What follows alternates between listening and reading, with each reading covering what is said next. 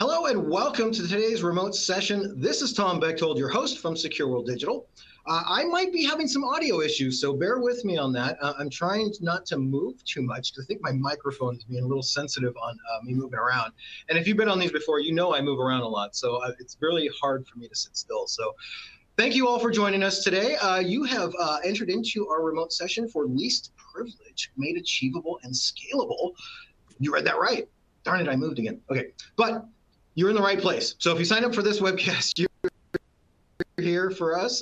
This is Tom, of course. I want to say thank you to the folks over at Sunre Security. I actually learned it's Sunre. It's actually Irish for data. So pretty cool, actually. We're already learning stuff, right? Second slide in, and we've already learned something. So anyway, I want to say thank you to the folks over at Sunre Security. They are allowing us to have this program today, and they're letting us borrow their field CTO. So we're going to hear from him in just a bit, and then we're going to ask him a bunch of questions. So please fill up the chat with what you want to know about, and we'll try to tackle as much of that as we can today. So. Okay, if you are new to the program, real quickly, our housekeeping slide. Today, we have our slides available. Also, we got a cool report from the folks over at Sunre that is in the resource list. So grab that. I've also included some of the future webcasts, a couple of the virtual conferences that are coming up as well. Certificate of attendance, if you've joined for CPE credit, after about 45 minutes, there's a pop-up that you can enable, and you'll get your CPE credit, nice little PDF that you can download. If you are having audio or video issues, hit F5 or function F5. That should fix most of the challenges. If you're using Chrome, Firefox, or Edge, it's usually pretty solid on those, but a refresh will usually fix most challenges. This is being recorded, so if for whatever reason, if we go too long for you, or if you've got to bail, or if you want to share this information with colleagues or friends that you know are having kind of challenges around least privilege, please share this information. The link you use to join now, they just need to pop in their name and register real quick, and then they're in. So please share this information with anybody that you feel needs it. Because, I mean, honestly, it has been, I did some research on today's topic, and it's been just about 11 years since the Target breach. And why am I bringing that up? Well, it was a third-party breach, right? But the problem was Target gave these people way too much access. They had access as if they were like part of the IT group within Target. And it was just kind of an oversight. Maybe it was lazy, whatever the case. But they got caught and they got in trouble. And the history behind it was the HVAC vendor actually got hit with a phish. So phishing is still obviously a big problem, but having too much access for people that don't need it is a problem as well. So I did more research, and obviously you got to think about this stuff is like you've got a bunch of house keys and you've just handed out 20 house keys to your house. Why would you ever do that?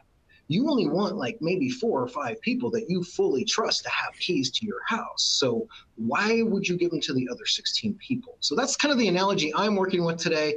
And I think Jeff's going to do a lot better explaining it than I am, but this is a good one to think about. And it's not just people though. We learned this about a month ago on a different remote session.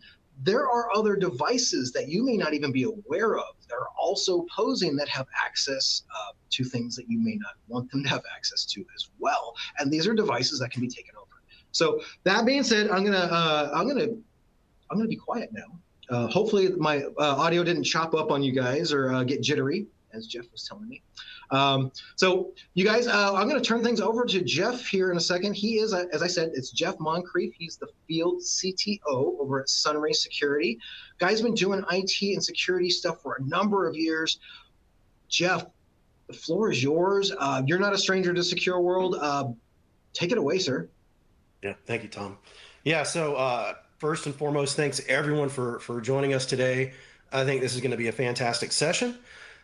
We are going to be diving into least privilege, and we're going to be doing this from a very pragmatic approach. And I'm hoping that really the takeaway for all of you joining today is that you take away a few nuggets based on my lessons learned on what I thought I knew about securing the public cloud many years ago when I was at Cisco versus what I've learned in the years since coming over to Sunre Security and focusing on platform security specifically. So it is funny, Tom mentioned third-party trusted access. I don't really plan on talking about that today, but I will say that third-party trusted access, if you think about the target breach, it is insane what we see when we plug into customer environments today as it relates to third-party vendors that you've given access to into your cloud through things like roles. So first nugget, be thinking about unused third-party trusted access that might be orphaned and remaining in your cloud from projects that are no longer there, evaluations that you may not have been doing. Please, please, please be thinking about that and be looking for that, because that is an open door if someone gets access to that role straight into the center of your cloud. So completely off topic, but I wanted to make sure that we did say that that's absolutely relevant. Okay, so we're going to dive into this. So today we're going to be talking about, like I said, lessons learned about dealing with least privilege in the public cloud. So we're talking today about AWS, Azure, GCP, right? The three usual suspects in least privilege. Least privilege has been, the buzz for, I don't know, the last 5-6 years, ever since kind of that first evolution of cloud security posture management. People wanted their PCI reports, their CIS benchmarks, those kinds of things. Well, as those organizations matured with their public cloud journey and their footprint, so did those security needs. And that kind of led to folks really understanding that you got to secure much more than just the perimeter with the public cloud. You have to focus on the identity fabric as well. I've said it for years. Identity is not only the new perimeter in the public cloud, it is the new network. We have to think of it like a network. A cloud native application cannot live, breathe, or function at all without the identity fabric. And that's what we're going to be talking about today, is viewing the identity fabric through the lens of a network, in the same way that an adversary would take advantage of network weaknesses. We're going to talk about the sprawl of services and permissions. It's insane. We've all logged into AWS or Azure or whatever, and we've listed all the services. It used to be 50, then it was 100. Now it's over 300 in just one cloud service provider for right now. People aren't realizing, though, that those services are controlled through what permissions? Through the identity fabric, which makes the identity fabric that much more important to center your strategy around. And we're going to be talking about a specific set of permissions. Not all permissions are created equal. We're going to be talking about what we call over here at Sunry as sensitive permissions, ones that you really need to worry about that can be taken advantage of to potentially do something malicious or harmful to the organization. And then we're going to talk about just some additional components of the unused permissions attack surface across the identity fabric as it relates to the vast amount of unused services that are turned on but not being used, as well as regions and unused identities. And that's probably going to be my favorite component of this, is unused identities. And we'll get into why that is here as we move forward through the presentation. By the way, we will be doing a live demo in a few minutes. So, but before, we want to talk about kind of the problem, okay? So as it relates to least privilege and organizations that are trying to get to least privilege, what does that mean? It means that they understand, they recognize that there is a huge amount of unused privilege in the public cloud today. Why? Because things were deployed with star access to either the entire cloud or star access to specific services, because that was easy for the developers and whatnot. And they've been asked to come in and clean up this mess. And they're worried about unused identities, person and non-person identities. I want to call out. Non-person identities are often outnumbering person identities 10-to-1. Build roles, service accounts, roles, service principals, those kinds of things that are equally as dangerous, if not more dangerous, than a human identity. Then they're worried about, for those identities that they do have, the excess of privileges on them. They want to get them to least privilege, right? But what we have seen over the years, in me doing this full time now for 4 years since joining Sunry, is that attaining least privilege, this is going to be controversial. It's almost, if not, impossible. It's impossible to truly get to least privilege across your entire cloud. And here's why. It's manual, it's time consuming, and we're dealing with teams that do not have the manpower to deal with this at scale. You have to think about full-time identity teams that would have to tackle something like this. And this is an example of one of our customers. This is what they did. They used our CIM tool, right? Cloud Infrastructure Entitlement Management. That's kind of the market that Gartner has position these public cloud identity risk focused tools in. They used our tool, and what did it do? It uncovered a bunch of least privilege problems. It did it well, but it uncovered a lot of risk, right? A lot of skeletons in the closet. It found a bunch of unused identities, person and non-person. But then came the question, okay, what do we do with this? Well, it took this organization 10 months to secure 2,000 identities. That was a lot of work. And you can see that sometimes it could take days or weeks just to figure out whether or not you can safely delete one identity because of all the research that you have to do. When you're talking about deleting permissions and when you're talking about deleting identities to get to true least privilege, you're talking about an exponential fear factor that goes up with the fear of breaking something. There's a paralyzation that we have seen in the market where they're so scared to delete something because they don't know if it's going to break something that might be needed tomorrow or maybe 12 months from now that they just didn't foresee. Right. And we totally understand that. Not only that, but like even if it takes you 10 months to secure 2,000 identities, by the time that 10th month is hit and you've secured those 2,000, guess what? The problem has completely recycled itself. And now you have another 2,000 identities that you have to go secure. It's a never ending battle that you're never going to win. And I think that's the realization that we've come to over here, as have our customers, and that really we need to educate the market on is that this needs to be reframed, the whole way that we look at this problem. Okay? The next thing I want to call out, I mentioned permissions, but not just permissions themselves, services, right? You have massive service sprawl in the public cloud providers. I feel like every single week I hear about one or two new AI services, right, that are being released by Azure or GCP or AWS. I just saw a commercial for AWS AI last night on TV. It's everywhere. Right? You have service sprawl. The issue is these services are turned on by default when you create a new cloud environment, a new account, organization, whatever it might be, subscription. And the vast majority of these services are unused. So in our learnings over the years, what we have seen is that the average service usage is about 40% or so from an adoption perspective.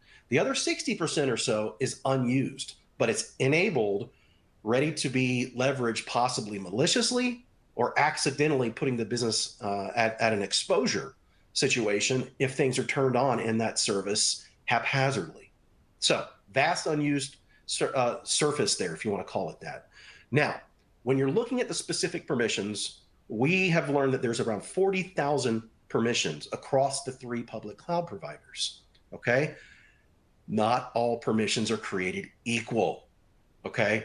Of those 40,000, our content team has figured out that only around 3,000 are dangerous, okay?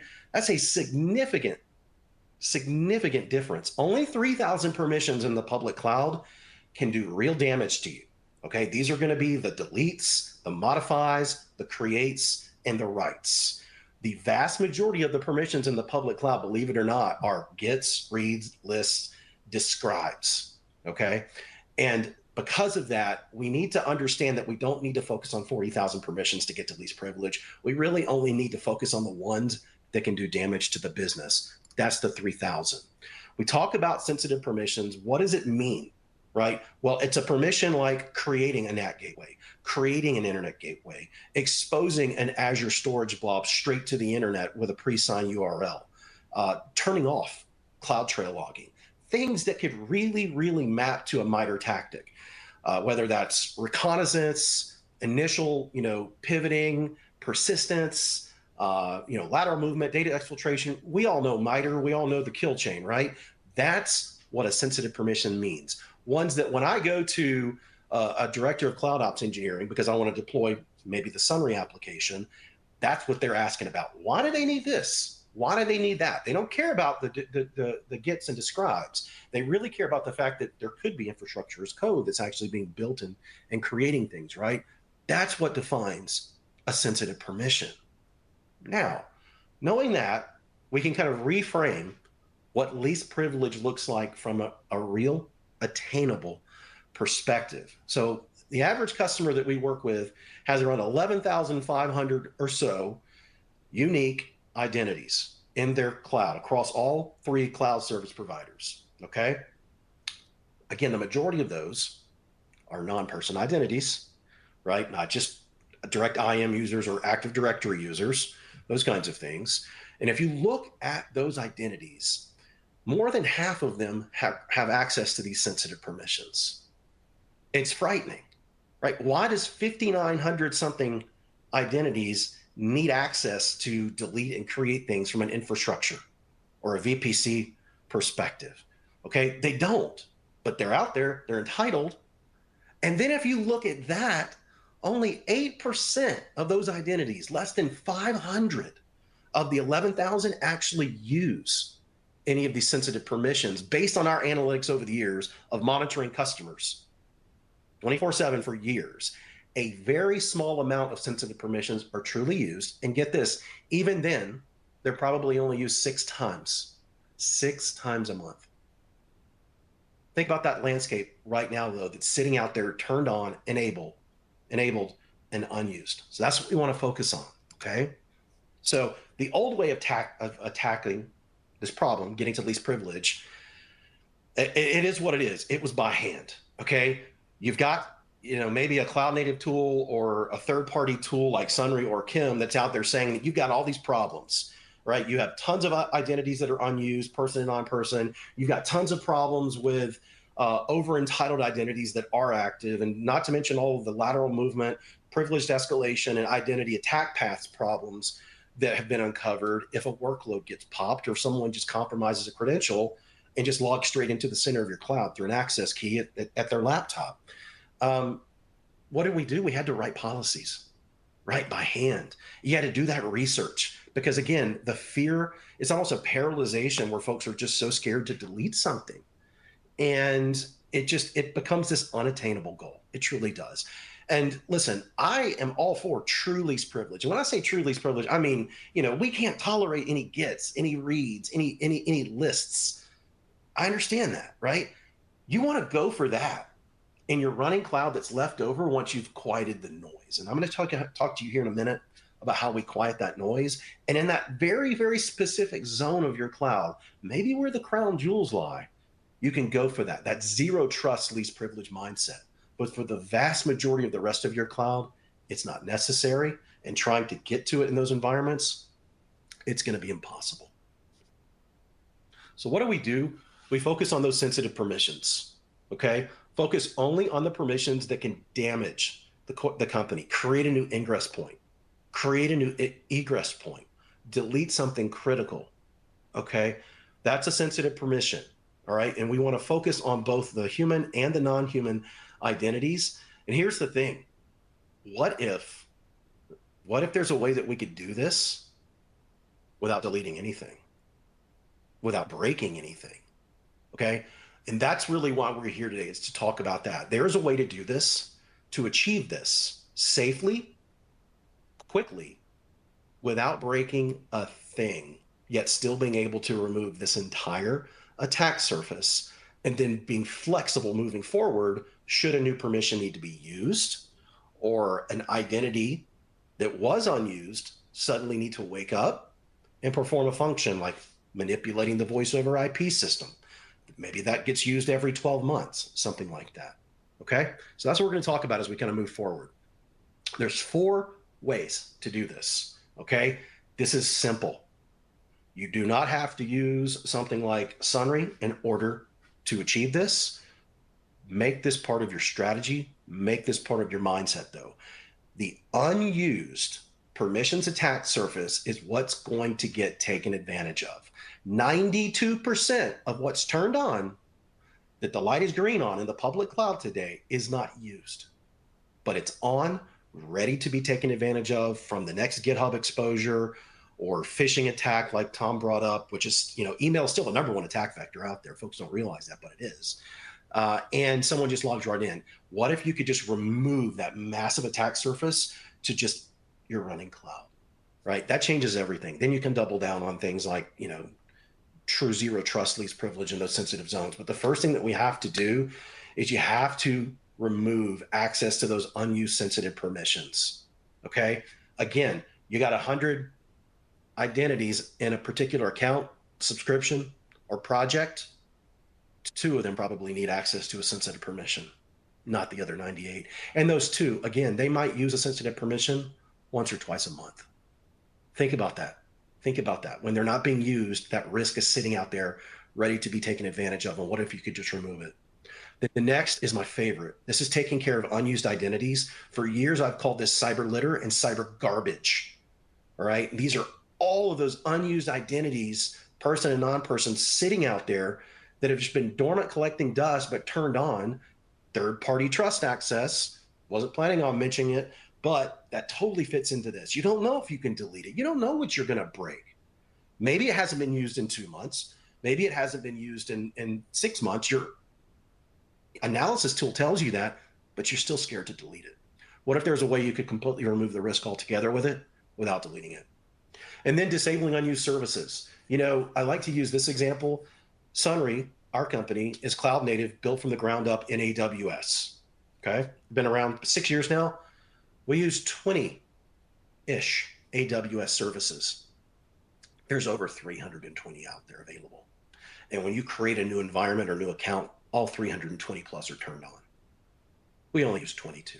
Okay, you don't need the other 300 sitting out there ready for me to go to start deploying insane things that have nothing to do with the business, putting the company at risk, creating situations with things like denial of wallet attacks, jacking the bills up. What if you could just turn them off with a flip of a switch?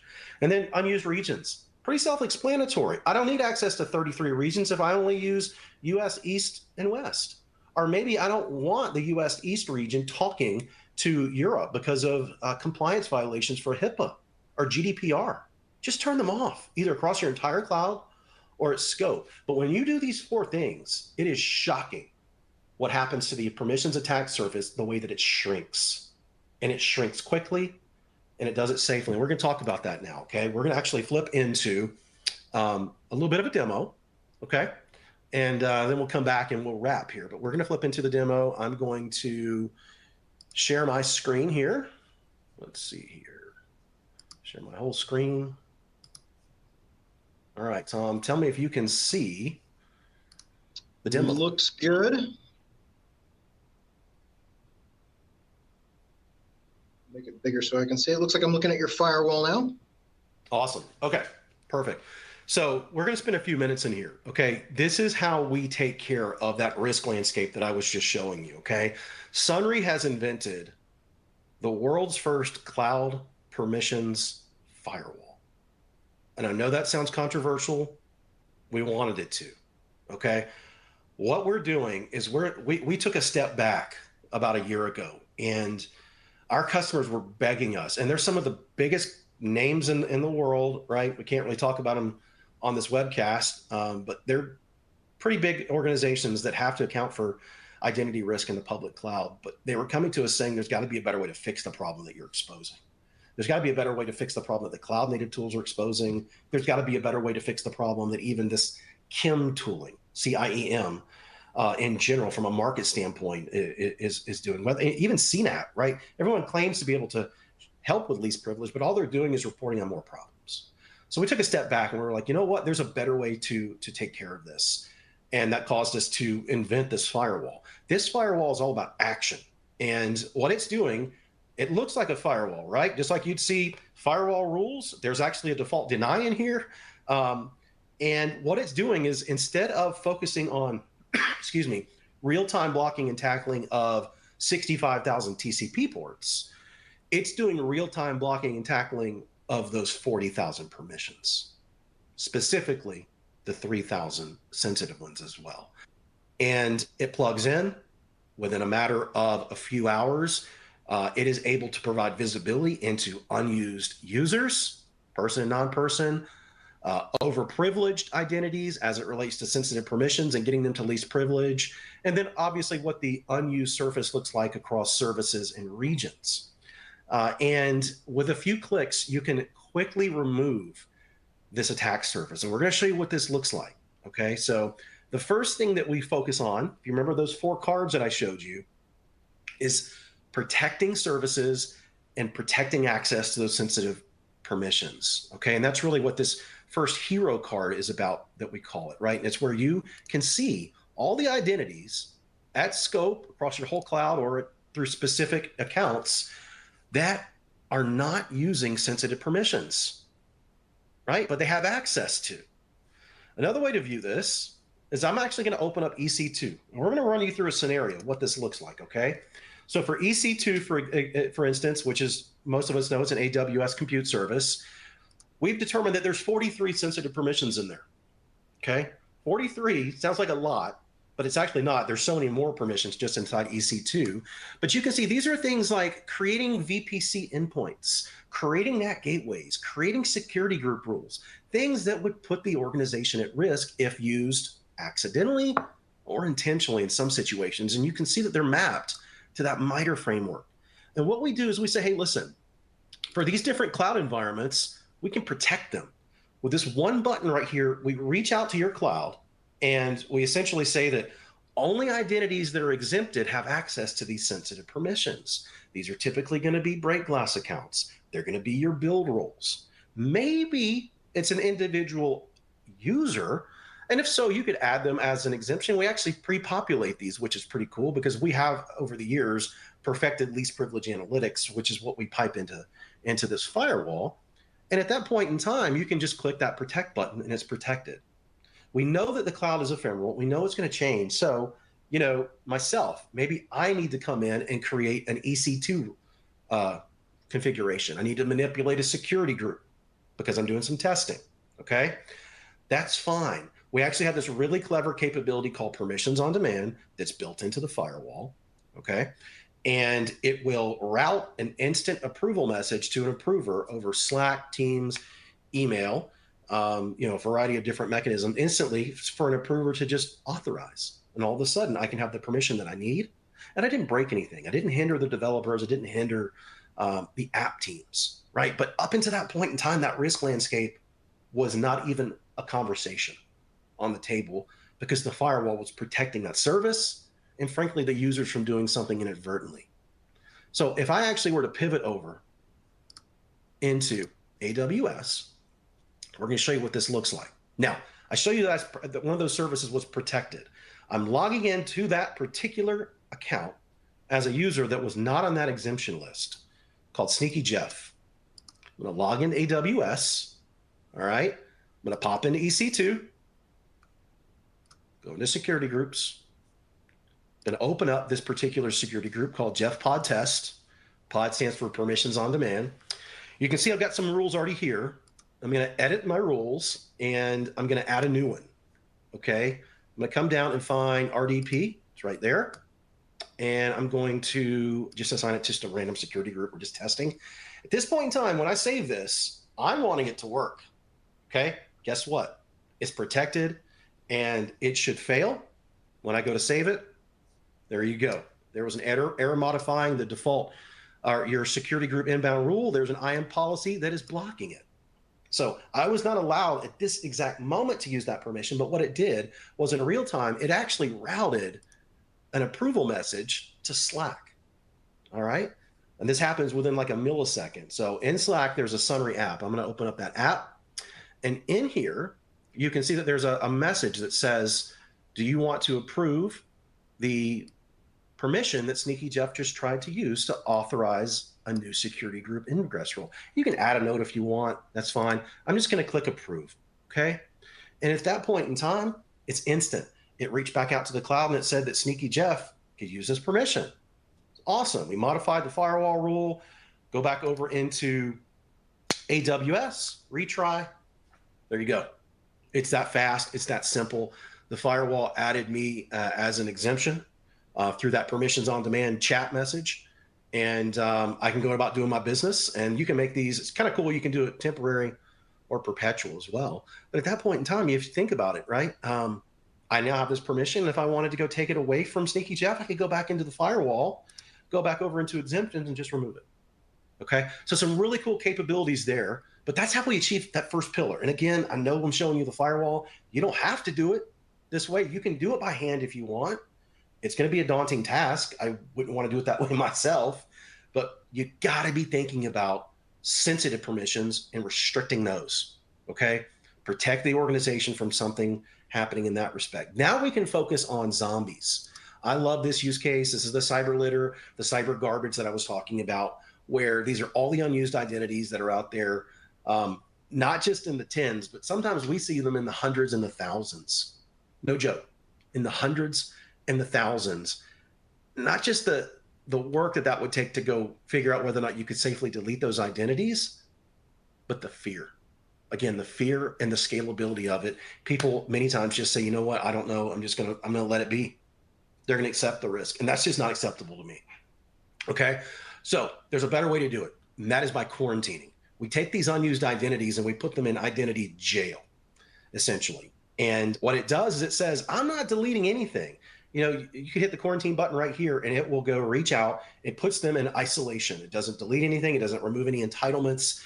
All it does is it says you can't be used unless someone authorizes it. It uses that same permissions on demand capability that essentially just says for these 30 identities or maybe these 3,000 identities, sandbox them. Okay. If one wakes up, it's going to trigger a permissions on demand request like I just showed you through Slack or Teams or any of those different avenues that are supported by the firewall. Okay.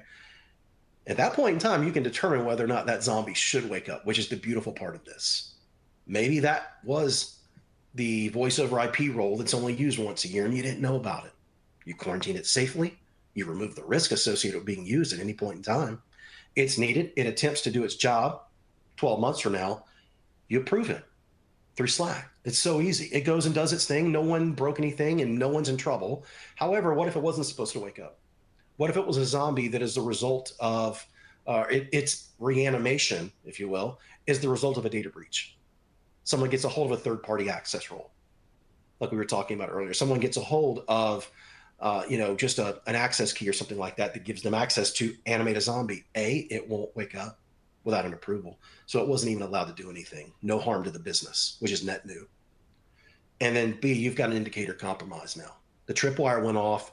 You know that this zombie woke up when it was not supposed to. Okay. So and it's all logs. You know who woke it up, when they woke it up, where they tried to wake it up from. Okay. So you got your full investigation that you can do right there, but the business was not at risk or harm at all during that time period. And then we've got the unused service landscape across services and regions. And, you can do it across your entire cloud. I could do it at different scopes. I just changed scope here. But these are the unused services that are out there, turned on, ready to be enabled. Okay. Why in the world do I need to control satellites in outer space with, I think it's ground station, right? Most companies don't need that service and it's very pricey. What about SageMaker? The ability in SageMaker, which is an incredible data analytics service, an AI capability, but I can expose whatever's in there directly through a pre-signed URL straight out to the internet, right? There's all these services out there that should not be used by the organization, but they're turned on right now in your cloud, ready for folks to start poking around in them and doing something, again, accidentally, or a compromised identity doing something nefariously. What if you could just completely remove that conversation from the table? We have this magic button, I like to call it here, called one-click protection. All you do is click it, and at any scope in your environment, it will go and safely remove the entire risk landscape that you see here across the unused permissions attack surface. And it does it instantly, safely. Very, very cool.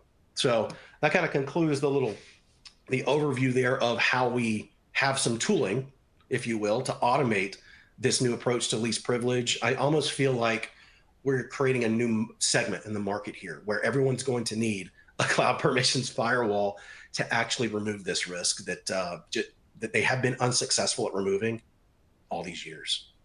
Okay, I'm going to stop sharing. And Tom, let me know if I'm okay here in a second. All right, are we back? There we go. All right, cool. All right, so we're going to wrap here, okay? I know that there was some product in there, but I don't want you to focus on the product. I want you to focus on the story and the strategy, okay? You've got to be able to do this in a way that offers zero disruption, okay? I don't know how again, doing these controls by hand is going to be tedious. It's going to require a lot of manpower and hours, right? But there's got to be a way that you do this in a way that is scalable and accounts for things that need to be used later on down the road so that you don't break it. So be thinking about exemptions. So if you're writing these policies by hand, go for it, okay? But be thinking about those build roles, those break glass identities, the things that will need access to those permissions, and be monitoring logs constantly for things that might be attempting to use the permissions that you may not have exempted them from. And then be thinking about something like permissions on demand, something that can route the approvals to the development teams themselves, right? And I know that we've heard this over the years, we want to work better together. We want to enable the security teams. I've heard that for years with the CNAPP tooling market. It doesn't work that way.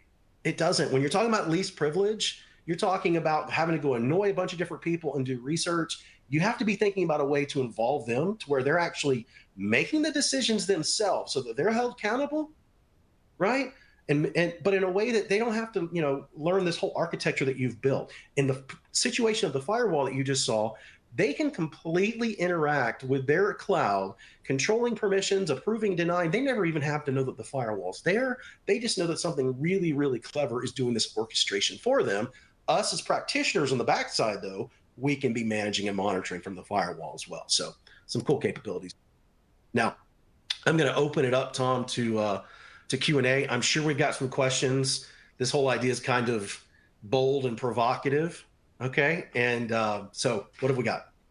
Yeah. Let's see here.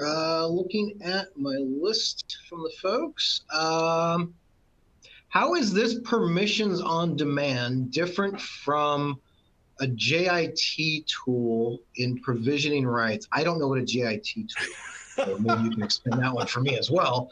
But okay. Sally wants to know about that stuff. A JIT. Sometimes we call it JIT over here. So in this world of identity risk in the public cloud, you get familiar with a lot of acronyms, Tom. Oh, yeah. PIM, PAM, IGA, ITDR, KIM, and JIT. Did you get all those? Did you run them down? I hope there's not a quiz. I'm just messing with you. So just in time, it stands for just in time provisioning. And just in time provisioning is a cool concept, but man, trying to do it at scale, especially with non-human identities, it's gonna fail fast. Just in time provisioning basically means that, like, Tom, if you need access to go do something in Azure, like create a storage account or a piece of compute, I can give you access just for the time that you need that. So there's tooling like this cloud native that's built into Azure and some of the other cloud providers. I'd say Azure is the most mature as it relates to just in time. That allow you to do that. I would rent you access for 4 hours, and then it would automatically take that access away. So you can understand how that kind of concept helps with least privilege. Okay. The problem is it doesn't address the vast majority of the use cases that I just showed you that are actually what you need to be focusing on. It does not address unused users that are out there that have been sitting out there for months and years, that are a vast part of this landscape. It also it starts to disintegrate from a value standpoint when you think about non-human identities and those build roles like Terraform and things like that are not kind of an ad hoc scenario. You think about all those services that I was talking about, they're all still turned on. It's not actually controlling the services at all or the regions or anything like that. So it's a very specific use case for user credentialing. And it just, again, it does a good job at doing what it's supposed to do with individual, what I would say human accounts. But it is really only tackling a very small part of what we've uncovered as the overall identity risk landscape in the public cloud. I mean, when we plug in, Tom, we find these insane lateral movement chains, privilege escalation scenarios where you can jump from one identity to another. That's the existing cloud, right? Just in time's talking about future provisioning. I'm talking about with your existing cloud and all those insane lateral movement chains that I can take advantage of as an adversary. I'm talking about breaking those safely. That's our strategy that we need to be doing, is removing all those attack paths across the identity fabric that are pre-existing. It's pretty cool how it just, like, you plug the thing in and, like, it obviously is like scanning the network for several hours, and then it, like, populates all that information. It does an initial discovery, and after about a day, it's just like a firewall. It's like a checkpoint or Palo Alto or Firepower. It's in monitor mode, ready to start deploying configs. Yeah. That's pretty cool. Now, does it kind of eliminate? Because I was thinking about this as you were doing the presentation, but like you've got people that leave the organization, and if you don't have like a pulse on with the HR group or hiring managers or whoever, you may not know when these people have left. So does it kind of take them out of the equation now, or That's so does it interesting. kind of help bolster that?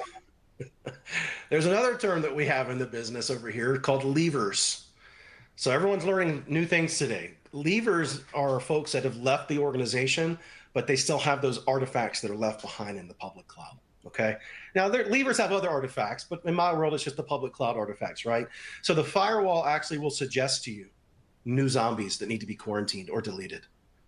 Right. So we actually are constantly looking every day for new identities that are gone dormant. So it's not just a one and done, it's continuous governance. You're right. We have to be thinking about those users and anything that's left behind. This will take care of all of that cyber litter and cyber garbage. Nice. Nice. Talk to me. You mentioned HIPAA earlier, and it started making me think about, what other compliance challenges might this actually help folks get their arms around? Because I have to believe this is going to help them with compliance, right? Yeah. So HIPAA and I can say this one, I think, safely. I always hesitate talking about customers, but this is a public, story on our website. Eye Care Leaders of America. They're one of our customers. They love this firewall. And we talked to them about the ability to disable services in regions. They couldn't believe it. It's because they're so worried about data transfer from the US over to Europe.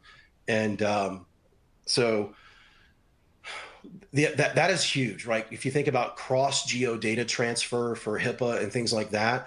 But honestly, I think bigger picture, Tom, when I first got started in this world of cloud security posture management, CSPM, about 6 or 7 years ago, everyone, it was all about PCI reports, CIS benchmarks. We've got to be compliant with these configuration standards. If you look at every one of those configuration standards now, they've all matured to include least privilege, right? You have to be doing your due diligence with unused identities, unused services, and overprivileged identities. And if you're not, you're going to fail your audit.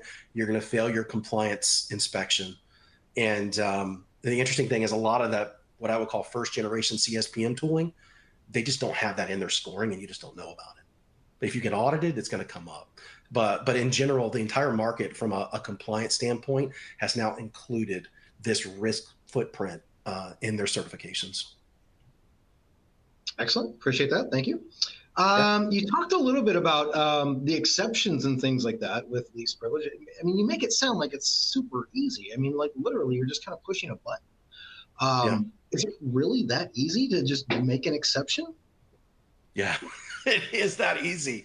Think of us as this incredibly sophisticated on our side, but elegant on your side orchestration mechanism using cloud native controls across all the cloud service providers to control those levers, to do the real-time blocking and tackling. The permits and denies are in the JSON now. They're not in the network fabric. So we're doing permits and denies in real time, just like a firewall would be. It's so cool. And it is in real time. You just add an exception, it's instant. It's all instant, right? We're just this incredible orchestration capability for the first time ever, allowing you to actually get control of this risk footprint. But if I add an exception, it's instant. If I create a permissions on demand and approve it, it's instant. Okay, there has to be some kind of where's the challenge at when we get this installed, right? So say we're like, hey, I saw this thing, Jeff showed me this cool demo, I've got it now set up on my system. What would you say is like, if there is such a thing, like what's like a pushback that you've heard from having used this? Because I can't really think of any myself. Yeah, a pushback that we've heard is, again, there's that first initial level of fear. I think, is this really going to work? Right. It's that kind of thing. New. So we're like, seen it before, right? So and that's where let's prove it out like you would a firewall. All right, so let's put it this way, Tom. If you bought a brand new next gen firewall, would you be testing it in prod right now? Production? No way. You get fired if you did that, right? The way that you test a firewall is you test it in a lab. You test it in a lesser sensitive environment. It's the same way we do. We plug in, we see everything. You can see it from the org down, from the tenant down, et cetera. But we say, just deploy these controls. Why don't you go disable this service over there in that sandbox and watch what happens? Go try and use it. Why don't you protect this service in that little scope right there? Go try and use it. Watch the permissions on demand. And it's crazy because we'll do a first check-in call with someone. They see it and they say, I love this. I want to keep playing with it.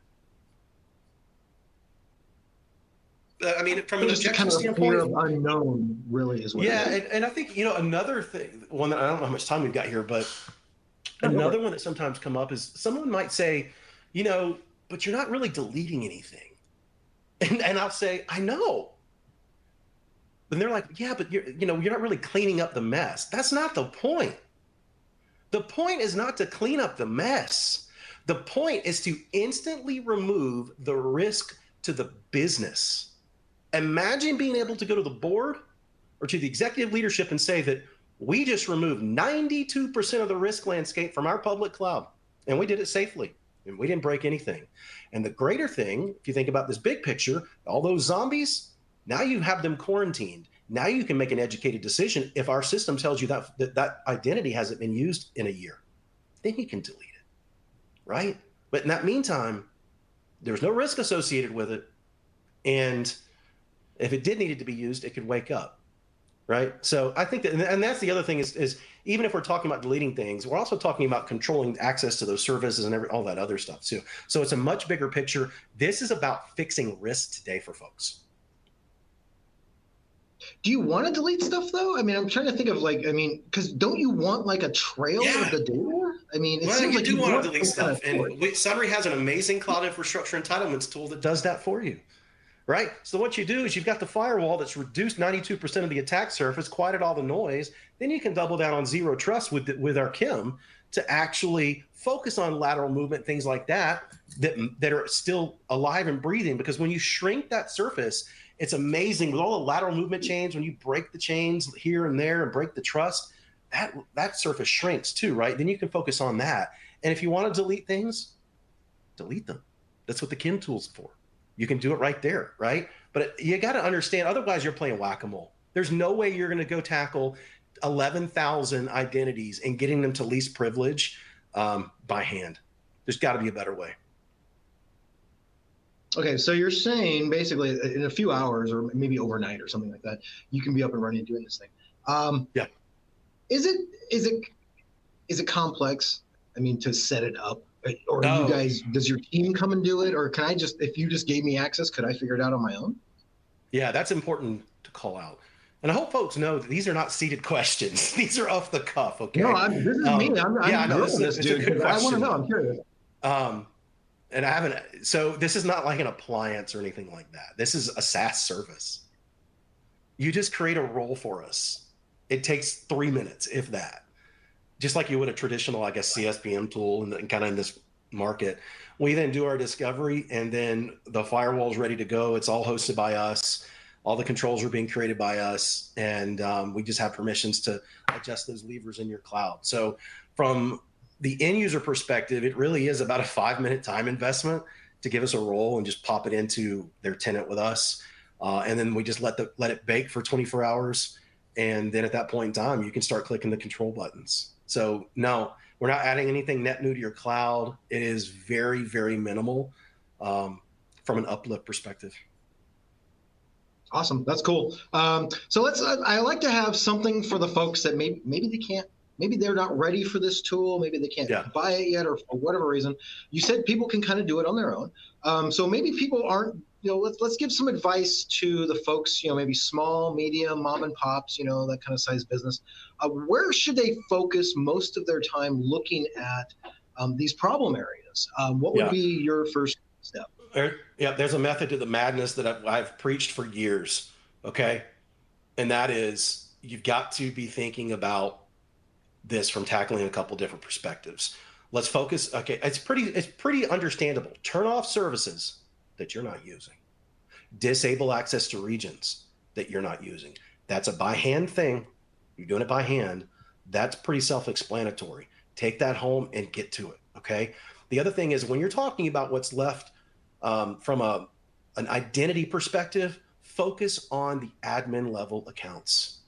Okay. Focus on those identities that can do the most harm to the business. Don't just start focusing on random identities and different accounts. Focus on those that have admin level rights. Okay. There's a reason. because those can do the most damage to the business. They can create more identities themselves. Okay. Once you do that, you start to really, really diminish that unused attack surface. Then focus on the unused identities. Okay. Those are sitting out there, third-party accounts, artifacts and projects gone, levers like we were talking about. Focus on those. Get rid of those. When you do that, Tom, what you're left with is your running cloud.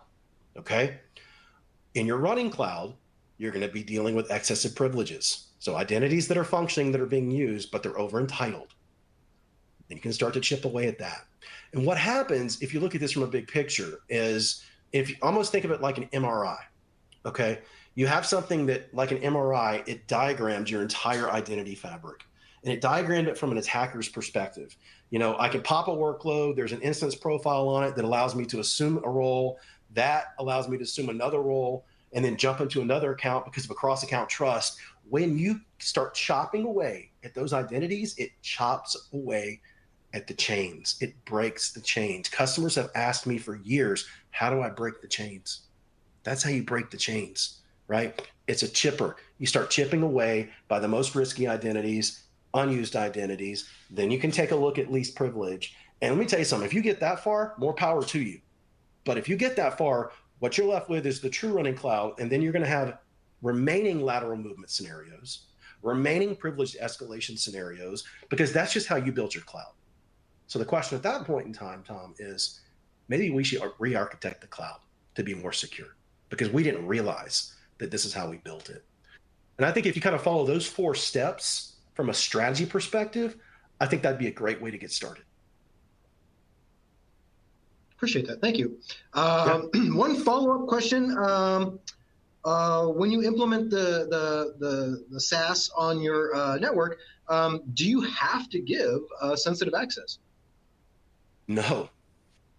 So I think the question is, do you have to give sensitive permissions to us, to the firewall? Correct. Sorry, to make changes? Yeah. And the answer is no. We generate infrastructure as code for you, just like your developers do. You deploy that infrastructure as code, that template, that global policy that we've built for you. It takes just a minute. You deploy it in CloudFormation. In the case of AWS, like I was just showing you here, click, click, click, it's deployed. Within about a minute, it reconciles with our firewall. It makes sure all the controls in place, and we just keep on monitoring. That's kind of the beauty of this, is that you retain the admin privileges. We are not actually creating things in your cloud. You are. It takes that concern off the table. Thank you, sir. Now you guys actually have a special offer, if I'm not mistaken, for the audience today. Go ahead. Let's hear about this, because I think free is cool. Honestly, I mean, I gotta say, I'm just gonna preface. Listen, you gotta see it to believe it. You gotta see it to believe it, and I totally understand that. We've got a 14-day free trial. You get full access to the firewall. If anything, think of it as an assessment, because it's going to plug in. It's going to show you this risk landscape, and kind of show you what could be if you were to try and tackle it, but certainly what's out there, just to kind of open your eyes as to how bad the problem might be. No strings attached, free trial. It's pretty much guided onboarding. We have a free trial guide. It's not going to be a big sales pitch or anything like that. I just want you to see it, because once you see it doing real-time blocking and tackling, you're already getting value. At that point in time, like it just speaks for itself. It's really, really cool. Then again, you just sign up right there on the website. Yeah, check it out. Obviously, the proof is in the pudding, right? So try it for yourself. See what you think. That's all I can say. But hey, thank you, Jeff. Thank you, Sunry Security, for making this possible. And you'll probably see Jeff running around doing different secure worlds. He's done several of the ones that we've done over the years. So maybe you'll see him at one of the future ones. Yeah, I've spoken all over the country at secure world. So. Right. Reach out on LinkedIn if you want to connect. But that's our time with Jeff. But I want to tell you guys that we've got more stuff always, right, at Secure World, always on the way. We've got all the ways the internet is surveilling you coming up in June. That's a future remote session. I think that one's with Roger Grimes, if I'm not mistaken. from quishing to deep fakes, the latest phishing threat trends for 2024. That's also in June. We've also got, I didn't put it in there, I don't think, but our East Coast virtual conference is on June 12th. You want to check that out. That I do know there's a link in the resources for that. Beyond Security Theater, great one there. We're going to talk more about third-party risk management. Ask a Lawyer, our third part to the that series is going on in July, and then Ahead of the Curve, Zero Trust, and CTEM, Pillars of Proactive, July 11th. So lots of stuff coming up, and then I've also got an AI conference in July as well. So we'll see you guys at a bunch of things in the future. This concludes our time together today with Least Privilege Made Achievable and Scalable. And you can obviously check it out. So check that out with the free trial that they got over at Sunry. Thanks again, Jeff. Everybody, have a great rest of your day. Yeah. Thank y'all. Oh, one last thing. If you haven't done it already, grab that CPE credit thing. The little pop-up down there in the resource tab. It's a PDF. You might want that for your certifying body. So grab that, and we'll see you in June at our next remote session. Take care.